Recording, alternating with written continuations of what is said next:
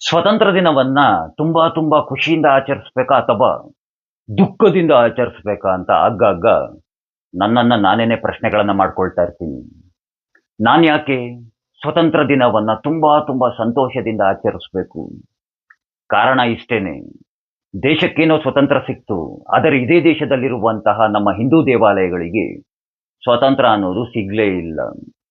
ದೇಶಕ್ಕೇನೋ ಸ್ವತಂತ್ರ ಸಿಕ್ತು, ಆದರೆ ಇದೇ ದೇಶದಲ್ಲಿರುವಂತಹ ಹಿಂದೂಗಳನ್ನ ಎರಡನೆಯ ದರ್ಜೆಯ ಪ್ರಜೆಗಳನ್ನಾಗಿ ಕಾಣಲಾಯಿತು. ಇಂದಿಗೂ ಇದೇ ದೇಶದಲ್ಲಿರುವಂತಹ ಹಿಂದೂಗಳನ್ನ ಎರಡನೆಯ ದರ್ಜೆಯ ಪ್ರಜೆಗಳನ್ನಾಗಿಯೇ ಕಾಣ್ತಾ ಇರೋದು. ದೇಶಕ್ಕೇನೋ ಸ್ವತಂತ್ರ ಸಿಕ್ತು, ಆದರೆ ಇದೇ ದೇಶದಲ್ಲಿರುವಂತಹ ಹಿಂದೂಗಳ ವಿರುದ್ಧವಾಗಿಯೇ ಕಾನೂನುಗಳನ್ನು ರಚಿಸಲಾಯಿತು. ಧರ್ಮ ಮತ್ತು ಮತಗಳ ಆಧಾರದ ಮೇಲೆ ಸ್ವತಂತ್ರದ ಹೆಸರಿನಲ್ಲಿ ಅಖಂಡ ಭಾರತವನ್ನೇ ತುಂಡರಿಸಿಬಿಟ್ರು. ದೇಶ ವಿಭಜನೆಯ ಸಮಯದಲ್ಲಿ ಹಿಂದೂಗಳು ಹಾಗೆ ಸಿಖ್ಖರು ಅನುಭವಿಸಿದಂತಹ ಆ ನರಕ ಯಾತನೆಯ ಕಥೆಗಳನ್ನ ಇಂದಿನ ಜೆನ್ಜಿಗಳು ಯಾರೇಳಿ ಇಂದಿನ ಜೆನ್ಜಿಗಳು ಒಮ್ಮೆ ಓದಿ ತಿಳ್ಕೊಳ್ಳಿ. ಪೂರ್ವ ಪಾಕಿಸ್ತಾನದಲ್ಲಾಗಿರ್ಬೋದು, ಪಶ್ಚಿಮ ಪಾಕಿಸ್ತಾನದಲ್ಲಾಗಿರ್ಬೋದು, ಹಿಂದೂಗಳು ಹಾಗೆ ಸಿಖ್ಖರು ಅದೆಂತಹ ಭಯಂಕರವಾದಂತಹ ನರಕ ಯಾತನೆಯನ್ನ ಅನುಭವಿಸಿದ್ರು ಅಂತ ಶತಶತಮಾನಗಳಿಂದ ತಾವು ಹುಟ್ಟಿ ಬೆಳೆದಂತಹ, ತಾವು ತಮ್ಮ ಬದುಕುಗಳನ್ನು ಕಟ್ಟಿಕೊಂಡಿದ್ದಂತಹ ತಮ್ಮ ಮೂಲ ಸ್ಥಳದಿಂದ ಅಂದ್ರೆ ತಮ್ಮ ಮೂಲ ನೆಲೆಯಿಂದ ಪಲಾಯನ ಮಾಡುವಂತಹ ಪರಿಸ್ಥಿತಿ ಬಂದ್ಬಿಡ್ತು. ತಮ್ಮ ಮೂಲ ಸ್ಥಳವನ್ನ ಬಿಡುವಂತಹ ಸಮಯದಲ್ಲಿ ಸಾಮೂಹಿಕ ಅತ್ಯಾಚಾರಗಳನ್ನು ನಡೆಸಿದ್ರು, ಸಾಮೂಹಿಕವಾಗಿ ಹತ್ಯೆಗಳನ್ನ ನಡೆಸಿದ್ರು, ಲೂಟಿಗಳನ್ನ ಮಾಡಿದ್ರು, ದರೋಡೆಗಳನ್ನ ಮಾಡಿದ್ರು. ಮುಗ್ಧ ಮುಗ್ಧ ಅಮಾಯಕ ಹಿಂದೂ ಹೆಣ್ಣು ಮಕ್ಕಳನ್ನ ಭಯಂಕರವಾಗಿ ಬರ್ಬರವಾಗಿ ಹತ್ಯೆಯನ್ನ ಮಾಡಿದ್ರು, ಅತ್ಯಾಚಾರಗಳನ್ನ ನಡೆಸಿ. ಪುಟ್ಟ ಪುಟ್ಟ ಹೆಣ್ಣುಮಕ್ಕಳು ಅಂತಾನು ನೋಡ್ಲಿಲ್ಲ. ಮಾರ್ಕೆಟ್ನಲ್ಲಿ ಬಿದ್ದಿರುವಂತಹ ಮೂಟೆಗಳನ್ನ ಯಾವ ರೀತಿಯಾಗಿ ಅಕ್ಕಿ ಮೂಟೆಗಳನ್ನ ಕಳ್ಳರು ಹೊತ್ಕೊಂಡು ಹೋಗ್ತಾರೋ ಆ ರೀತಿಯಾಗಿ ಹಿಂದೂ ಹೆಣ್ಣು ಮಕ್ಕಳನ್ನ ಹೊತ್ಕೊಂಡು ಹೋದ್ರು. ತಮ್ಮ ಮೂಲ ಸ್ಥಳವನ್ನ ಬಿಡುವಾಗ ಲಕ್ಷಾಂತರ ಲಕ್ಷಾಂತರ ಹಿಂದೂಗಳು ಹಾಗೆ ಸಿಖ್ಖರು ಅದು ಯಾವ ರೀತಿಯಾದಂತಹ ನರಕವನ್ನು ಅನುಭವಿಸಿರ್ಬೇಕು ಒಮ್ಮೆ ಕಲ್ಪನೆಯನ್ನ ಮಾಡ್ಕೊಳ್ಳಿ. ಕಾಲ್ನಡಿಗೆಯಲ್ಲಿ, ರೈಲಿನ ಮೂಲಕವಾಗಿ, ಎತ್ತಿನ ಬಂಡಿಗಳಲ್ಲಿ ವಲಸೆ ಹೋದ್ರು. ಇಡೀ ಜಗತ್ತು ಕಂಡಂತಹ ಇಡೀ ಜಗತ್ತು ಕಂಡಂತಹ ಅತಿ ದೊಡ್ಡ ಮಾನವ ವಲಸೆ ಅದು. ಅಂದಾಜಿನ ಪ್ರಕಾರವಾಗಿ ಸುಮಾರು 20 ಲಕ್ಷಕ್ಕಿಂತ ಹೆಚ್ಚು ಹಿಂದೂಗಳ ಮಾರಣ ಹೋಮವೇ ಆಗೋಯ್ತು. ರೈಲಿನಲ್ಲಿ ತುಂಬ ಕಳಿಸಿದ್ರು ಕಣ್ರಿ ಹಿಂದೂಗಳ ಶವಗಳನ್ನ. ಒಮ್ಮೆ ಕಲ್ಪನೆಯನ್ನ ಮಾಡ್ಕೊಳ್ಳಿ, ಅದ್ ಯಾವ ರೀತಿಯಾಗಿ ಹಿಂದೂಗಳು ನರಕವನ್ನು ಅನುಭವಿಸಿದ್ದಾರೆ ಅಂತ. ಕಂಡಲ್ಲಿ ಹತ್ಯೆಯನ್ನ ಮಾಡ್ಬಿಟ್ರು. ತಾವು ಕಷ್ಟಪಟ್ಟು ಸಂಪಾದನೆಯನ್ನ ಮಾಡಿದಂತ ಆಸ್ತಿ ಪಾಸ್ತಿ ಎಲ್ಲವನ್ನ ಕಳ್ಕೊಂಡ್ರು. ಉಟ್ಟ ಬಟ್ಟೆಯಲ್ಲಿ ಓಡ್ ಬಂದ್ರು. ಅವ್ರೇನ್ರಿ ಪಾಪ ಮಾಡಿದ್ರು, ಅವ್ರೇನು ಅನ್ಯಾಯವನ್ನ ಮಾಡಿದ್ರು ಅಂತ. ದೇಶ ವಿಭಜನೆಯನ್ನ ಮಾಡಿದ ನಂತರ ಮತ ಮತ್ತು ಧರ್ಮದ ಆಧಾರದ ಮೇಲೆ ಈಗ್ಲಾದ್ರೂ ಹಿಂದೂ ನೆಮ್ಮದಿಯಾಗಿ ತನ್ನ ಜೀವನವನ್ನ ಸಾಗಿಸ್ತಾ ಇದ್ದಾನ? ಖಂಡಿತವಾಗಿಯೂ ಇಲ್ಲ. ದೇಶಕ್ಕೇನೋ ಸ್ವತಂತ್ರ ಸಿಕ್ಕಿದೆ, ಆದರೆ ಇದೇ ದೇಶದ ಒಳಗಡೆ ಇರುವಂತಹ ಹಿಂದೂ ತನ್ನ ಧರ್ಮದ ಆಚರಣೆಯನ್ನ, ತನ್ನ ಧರ್ಮದ ಹಬ್ಬವನ್ನ ಆಚರಣೆಯನ್ನ ಮಾಡೋದಕ್ಕೆ ಅಲ್ಲಿ ಆ ಒಂದು ದೊಣ್ಣೆ ನಾಯಕನ ಅಪ್ಪಣೆಯನ್ನ ಕೇಳಬೇಕು.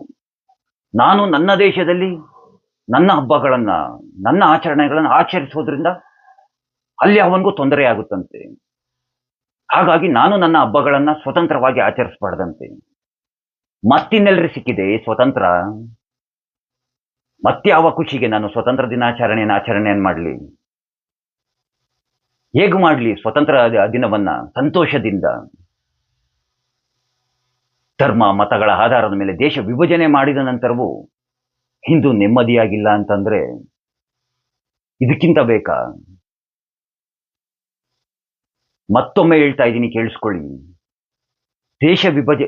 ದೇಶಕ್ಕೇನೋ ಸ್ವತಂತ್ರ ಸಿಕ್ತು, ಆದರೆ ಈ ನನ್ನ ದೇಶದ ಸ್ವತಂತ್ರಕ್ಕಾಗಿ ಹೋರಾಡಿದಂತಹ, ತಮ್ಮ ಪ್ರಾಣತ್ಯಾಗ ಮಾಡಿದಂತಹ ಅದೆಷ್ಟೋ ಮಹಾತ್ಮರು, ಕ್ರಾಂತಿಕಾರಿಗಳನ್ನ ಈ ನನ್ನ ದೇಶದಲ್ಲಿ ಮೂಲೆ ಗುಂಪು ಮಾಡಲಾಯಿತು. ಯಾವನು ನೆನಪಿಸ್ಕೊಳ್ತಾನೆ ಅವ್ರನ್ನ? ಯಾರು ನೆನಪಿಸ್ಕೊಳ್ಳೋದಿಲ್ಲ. ಸ್ವತಂತ್ರ ದಿನ ಅಂತ ಮಾತ್ರ ಆಚರಣೆಯನ್ನ ಮಾಡ್ತಾರೆ.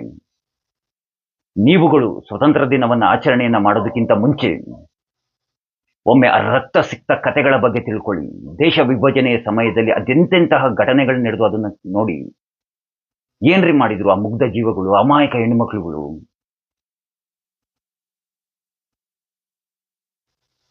ಧರ್ಮ ಮತಗಳ ಆಧಾರದ ಮೇಲೆ ದೇಶ ವಿಭಜನೆಯನ್ನು ಮಾಡಿದ ನಂತರವೂ ನೆಮ್ಮದಿಯೇ ಇಲ್ಲ ಅಂತಂದ್ರೆ ನೀವೇ ನೋಡಿ, ನೆಮ್ಮದಿಯಾಗಿ ನೀವೇ ಓಡಾಡೋದಕ್ಕಾಗೋದಿಲ್ಲ ನಮ್ಮ ದೇಶದಲ್ಲಿರುವಂತಹ ಕೆಲವೊಂದಷ್ಟು ಏರಿಯಾಗಳಲ್ಲಿ. ಇದನ್ನೆಲ್ಲ ತಾತ ಮಾಡಿದ ಕೆಲಸದಿಂದ ದೇಶವೇನೋ ವಿಭಜನೆಯನ್ನ ಮಾಡ್ಬಿಟ್ರು, ಆದ್ರೆ ದೇಶದ್ರೋಹಿಗಳನ್ನೆಲ್ಲ ನಮ್ಮ ದೇಶದೊಳಗಡೆ ಬಿಟ್ಬಿಟ್ಟು ಇನ್ನ ದೇಶ ವಿಭಜನೆ ಮಾಡಿ ಸ್ವತಂತ್ರ ಅನ್ನೋದನ್ನ ಕೊಟ್ರು. ಸ್ವತಂತ್ರ ಎಲ್ಲಿ ಕೊಟ್ರು? ಅಧಿಕಾರವನ್ನ ಹಸ್ತಾಂತರ ಮಾಡ್ಬಿಟ್ಟು ಹೋದ್ರು ಅಷ್ಟೇನೆ ಕಾಂಗ್ರೆಸ್ನವ್ರಿಗೆ. ಬ್ರಿಟಿಷರು ಆಡಳಿತವನ್ನ ನಡೆಸ್ತಿದ್ರು.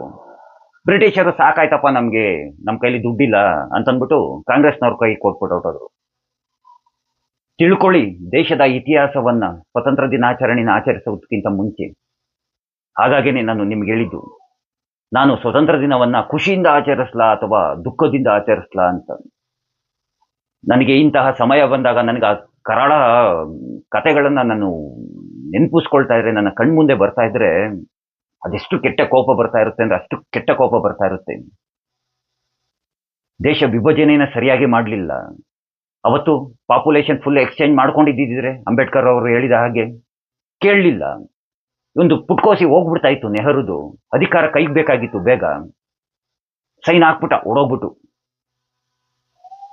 ಹಾಗಾಗಿನೇ ನನ್ನ ಕಾಂಗ್ರೆಸ್ ಅನ್ನ ವಿರೋಧಿಸೋದು ಪ್ರತಿ ಬಾರಿ. ಇವತ್ತಿನ ಜೆನ್ಸಿಗಳು ದಯಮಾಡಿ ನಿಮ್ಗೆ ಹೇಳುವಂತಹದ್ದು, ನಿಮ್ಮನ್ನ ತುಂಬಾ ತುಂಬಾ ಚೆನ್ನಾಗಿ ಯೂಸ್ ಮಾಡ್ಕೊಳ್ತಾ ಇದ್ದಾರೆ. ನಿಮಗೆ ದೇಶದ ಇತಿಹಾಸಗಳನ್ನ ಸರಿಯಾಗಿ ತಿಳಿಸ್ತಾ ಇಲ್ಲ. ನೀವು ನಿಮ್ಮ ಪುಸ್ತಕಗಳಲ್ಲಿ ಓದಿರುವಂತಹದ್ದು, ಕಲ್ತ್ಕೊಂಡಿರುವಂತಹದ್ದು ಎಲ್ಲ ಸುಳ್ಳು ಇತಿಹಾಸಗಳು. ಈ ದೇಶಕ್ಕಾಗಿ ಗಾಂಧಿ ಯಾವುದನ್ನು ಏನು ತ್ಯಾಗವನ್ನ ಮಾಡಿಲ್ಲ. ಇನ್ನು ಎಷ್ಟೋ ಜನ ನಮ್ಮ ಕ್ರಾಂತಿಕಾರಿಗಳನ್ನ ಬಲಿ ಕೊಟ್ಬಿಟ್ಟಿದ್ದಾನೆ. ನಾನು ಹಿಂಗೆ ಮಾತಾಡೋದು.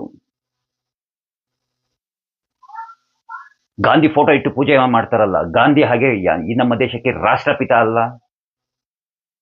ಗಾಂಧಿಯಿಂದ ಮಾತ್ರ ನಮಗೆ ಸ್ವತಂತ್ರ ಸಿಕ್ಕಿಲ್ಲ. ಸ್ವತಂತ್ರ ದಿನದಂದು ನಾನು ನಿಮ್ಮೆಲ್ಲರ ಬಳಿ ಕೇಳ್ಕೊಳ್ಳೋದು, ನಮ್ಮ ಕ್ರಾಂತಿಕಾರಿಗಳನ್ನ ನೆನಪಿಸ್ಕೊಳ್ಳಿ.